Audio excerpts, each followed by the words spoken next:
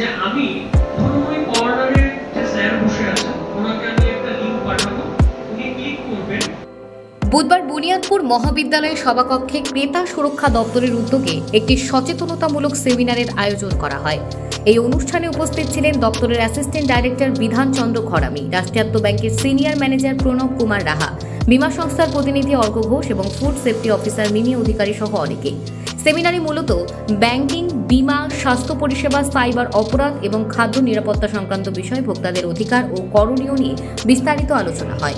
উপস্থিত বক্তারা ক্রেতা সুরক্ষা আইন সম্পর্কে গুরুত্বপূর্ণ দিকগুলি তুলে ধরেন এবং কিভাবে প্রতারণা কিংবা অন্যায় আচরণ থেকে নিজেকে রক্ষা করা যায় সে বিষয়ে পরামর্শ দেন।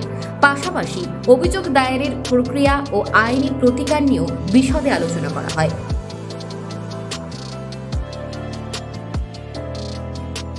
আজকে আমাদের বুনিয়াদপুর মহাবিদ্যালয়ে consumer awareness programme on banking, insurance and food safety বিষয়ে সেমিনার হচ্ছে।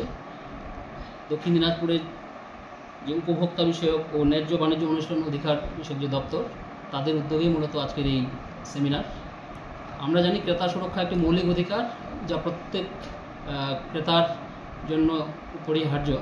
এটি এমন একটি নীতিমালা যা ও আইনি পরিকাঠামো সমষ্টি, যেটা ক্রেতাদের সুরক্ষার তাদের স্বার্থ রক্ষা করে।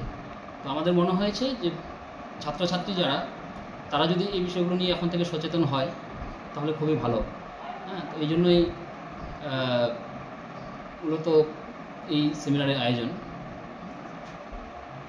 তো সেখানে স্যার কি একদিনেরই এই প্রোগ্রাম? হ্যাঁ, একদিনের এই প্রোগ্রাম।